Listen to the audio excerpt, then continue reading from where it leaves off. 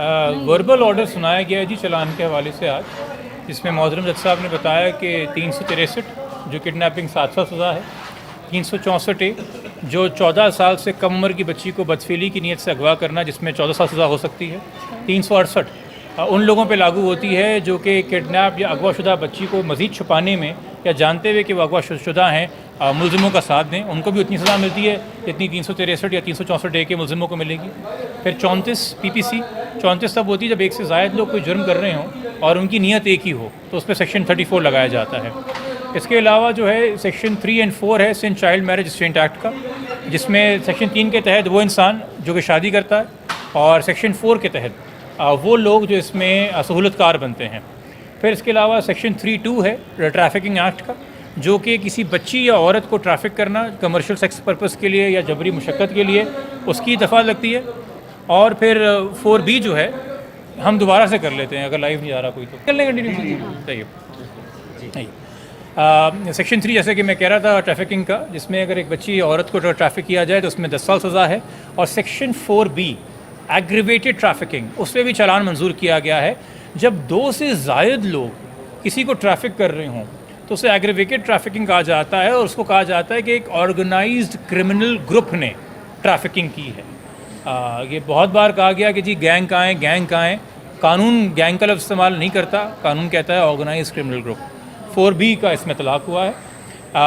یہ دفعات اس میں لگی ہیں۔ فی الحال 375 جو زنا ریپ کے حوالے سے دفعہ تھی، صرف وہ ہے جس کا اطلاق ابھی نہیں کیا گیا، مگر ابھی MLO کی جو درخواست اس پہ بھی فیصلہ آنا باقی ہے۔ ہو سکتا ہے اس پہ کوئی فیصلہ آنے کے بعد ہمیں زیادہ سچویشن کلیئر ہو، بٹ جو ریزننگ ہے چلان کے آرڈر کی وہ کل متوقع ہے۔ آج چونکہ آخر وقت تک جب تک جج صاحب بیٹھے ہوئے تھے اور بڑی پیشنٹ انہوں نے، میں ہمیشہ تعریف کرتا ہوں جج صاحب کی کہ بڑی تسلی سے یہ سنتے ہیں، کسی فریق کو یہ شکایت نہیں ہوتی کہ ہمارا موقف نہیں سنا گیا۔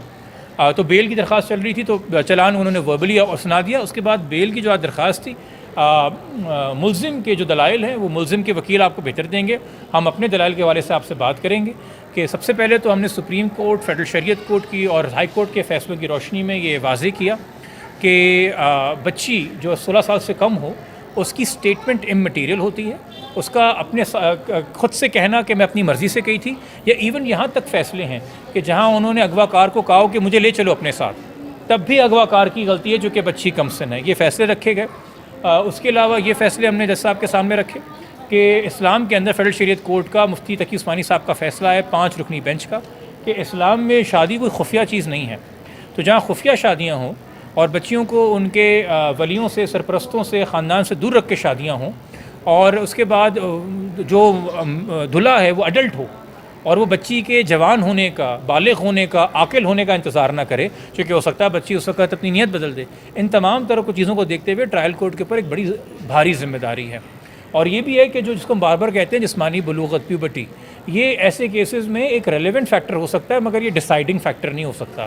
اکثر یہ آرگیومنٹ یہ آتا ہے کہ جی چونکہ بچی پیوبرٹ ہے تو جو فیصلہ کرنا چاہ رہا، اکثر لوگ اسلام کی بھی غلط تشریح پیش کر رہے ہوتے ہیں۔ میں ان سے بھی گزارش کروں گا، آپ کی نیک نیتی ہوگی، آپ یقینی طور پہ اللہ کے دین کی خدمت کرنا چاہ رہے ہیں، مگر اللہ کی دین کی صحیح خدمت ہے پہلے اللہ کے دین کو پڑھنا، پھر سمجھنا، تحقیق کرنا اور صحیح بیان کرنا۔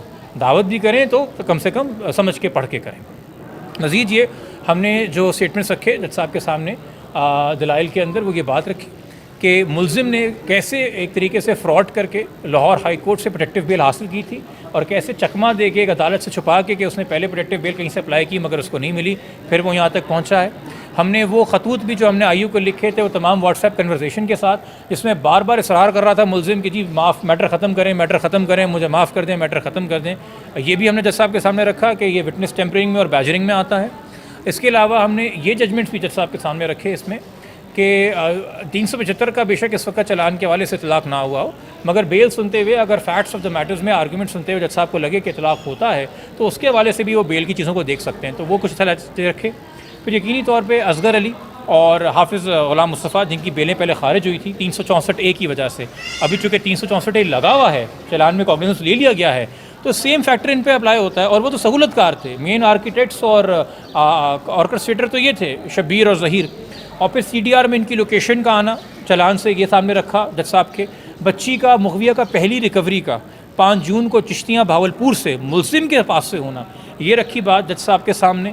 بچی کا برتھ سرٹیفکیٹ جو ہے وہ ویریفائی ہونا، اور کیسے supreme court Azad Jammu and Kashmir, supreme court Pakistan, Sindh high court اور لاہور ہائی کورٹ یہ فیصلے دے چکی ہے کہ جہاں واقعے سے بہت پہلے اجرا ہوا ہو برتھ سرٹیفکیٹ کا، اور اس میں ایک ڈیٹ لکھی ہوئی ہو، اور وہ ڈیٹ کنسسٹنٹلی سارے حکومتی دستاویزات میں لکھی ہوئی ہو، تو اس ڈیٹ کو اوور رائڈ نہیں کیا جا سکتا میڈیکل ایویڈنس. تو ہم تو یہ بھی خوش نہیں کہ نیئر ٹو 15 ہے، ہم تو کہتے ہیں انڈر 14 ہے بچی. تو وہ کیس تو ابھی ہم نے صاحب کے سامنے رکھا اور بتایا کہ عوامی کالونی UC 23 سے تصدیق شدہ ہے بچی کا برتھ سرٹیفکیٹ. یہ تمام چیزیں بھی آئیں، اور پھر ہم نے جج صاحب کے سامنے جو CDR ہمیں حاصل ہوئی تھی، ایک نقشہ اس حوالے سے رکھا کہ کیسے یہ پوری جرنی ہوئی ہے پنجاب سے لے کے کراچی، اور پھر بچی کو واپس لے جایا گیا ہے. اور کافی لمبے دلائل تھے، تو ہو سکتا ہے کچھ 1-2 پوائنٹس میرے ذہن سے بھی نکل رہے ہوں، بٹ جج صاحب نے پوری بات مکمل سنی ہے، ملزم کی بات بھی مکمل سنی ہے. انصاف ہماری عدالتوں میں ایک فیئر ہیئرنگ ہے، اس کے بعد جو فیصلہ کریں گے وہ ہر جج صاحب آزاد ہیں کہ قانون کی روشنی میں اپنی عقل کے حساب سے فیصلہ کریں. اگر کسی کو گریونس ہوگی، وہ ہم ہو یا ملزم کی سائڈ ہو، تو ہم ہائی کورٹ جائیں گے. ہمیں عدالتوں کے اوپر بیجا تنقید نہیں کرنی چاہیے. عدالتوں کا کام ہے فریقوں کو سنے، اپنا فیصلہ کرے، اور پھر ہم اس کو ہائر اپیلیٹ فورم میں لے جا سکتے ہیں. MLO کی درخواست بھی تھی، بڑی لمبی جرا ہم تو کر چکے تھے اپنی، اور ان کی جرا چل رہی تھی جو کہ آج بھی چلنی تھی. وہ MLO کی جرا کل 12 بجے ہے دوبارہ سے، اور جو 164 کی انہوں نے درخواست دی ہے، مگر کل 11 بجے کا وقت رکھا ہے جج صاحب نے اناؤنس کرنے کے لیے بیل کا آرڈر، کہ بیل خارج کی جا رہی ہے، بیل دی جا رہی ہے. ہم نے تو ریکویسٹ کی تھی کہ آج ہی اناؤنس کر دیں، چونکہ ہمیں خطرہ ہے کہ ملزم کہیں فرار نہ ہو جائے، کل شاید عدالت ہی نہ آئے. بٹ چونکہ جج صاحب نے بہتر سمجھا کہ ہم کل کریں گے، اور آئیو کی ذمہ داری اور باقی کی ذمہ داری ملزموں کی خود ذمہ داری، انہوں نے پیش ہونا ہے وہ بری ضمانت میں، تو امید ہے کہ وہ پیش ہوں گے. اور پھر جو بھی فیصلہ ہو، کوئی گریونس ہوگا تو آپ ہائر فورم پہ جا سکتے ہیں. میں اس حوالے سے زیادہ کوئی جوڈیشل پروسیڈنگ کی بات کرنا بہتر نہیں سمجھوں گا. ویسے ہی ایک طریقے سے جس طریقے سے اس کیس پہ رپورٹنگ ہوئی ہے اور عدلیہ کے حوالے سے باتیں کی گئی ہیں، جس پہ کچھ کنٹیمپٹ چیزیں فائل بھی ہوئی ہیں، ایسی کوئی عدالت نہیں ہے اس کیس میں جس میں ہم پیش ہوئے ہوں اور جہاں عدالت کے ججز نے یہ بات کہی ہو کہ ہمارے کردار کے حوالے سے یا ہمارے بارے میں کیوں باتیں کی جا رہی ہیں. بہت افسوسناک بات ہے ہمارے لیے بطور وکیل. جب ہم جج صاحب کے سامنے کھڑے ہوتے ہیں ہم شرمندہ ہوتے ہیں. تو میں اگین ان صحافیوں کا شکر گزار ہوں جو کورٹ رپورٹر جانتے ہیں کیا ہوتا ہے اور کیسے سب جوڈیس پروسیڈنگس کو رپورٹ کیا جاتا ہے، اور جو سیکھ رہے ہیں سیکھنے کے عمل میں ان کے لیے ہدایت کی اور سیکھنے کی دعا ہے، یہ کر سکتے ہیں. سر اطلاعات تھیں کہ جج صاحب نے بھی اظہار کیا اس بات کا کہ سوشل میڈیا کے اوپر ان کو بھی تنقید کا نشانہ بنایا جاتا ہے. میں نے آپ سے یہ کہا کہ اس کیس میں کوئی بھی ایسے جج صاحب نہیں ہیں جن کے پاس کسی نہ کسی صورت میں یہ کیس آیا ہو اور انہوں نے یہ آبزرویشن نہ دی ہو. کیونکہ اس طرح کی جب آپ باتیں کریں گے اور پریشر میں لینے کی کوشش کریں گے عدلیہ کو، جو کہ بہت ہی غلط معیوب بات ہے. دیکھیں، پولیس کی حماقتیں دکھانا، پولیس کا کوئی کرپشن دکھانا میڈیا تک وہ ایک اور بات ہے. وہ ایک پبلک سرونٹ ہے، وہ ایگزیکٹو کے اندر آتے ہیں. جوڈیشری ایک سیپریٹ ونگ ہے اور جوڈیشری کی انٹیگریٹی ہی سب کچھ ہے. عدالت پہ بھروسہ ہے، اس لیے تو ہم سارے گھنٹوں آرگیو کر رہے ہیں. لوگ اپنی زندگی موت کے فیصلے لے کے ایک آدمی انجان آدمی کے سامنے بیٹھے ہوئے ہیں نا. کسی کے سگے تو نہیں ہے جج صاحب، کوئی بھی جج صاحب اس بلڈنگ میں ہوں، کیوں بیٹھیں؟ چونکہ تقدس ہے، وقار ہے ان اداروں کا، ان جج صاحبان کا، وہ ہم نے برقرار رکھنا ہے. ٹھیک ہے. تو سر کل امید ہے کہ ان کی بیل کینسل ہو جائے گی یا پھر توسیع کر دی جائے گی؟ دیکھیں، اگر کینسل ہو جاتی ہے تو ٹھیک ہے، وہ اپیل فائل کریں گے تب بھی ہمیں آگے کام ہے ہمارے لیے پڑا ہوا. اور اگر گرانٹ کر دی جاتی ہے تو ہم اپیل فائل کریں گے تب بھی ہمارے لیے کام آگے پڑا ہوا ہے. سکون تو نہ آپ کو آنے والے کچھ مہینوں میں نہ ہمیں. آسان جواب یہ ہے. ٹھیک ہے.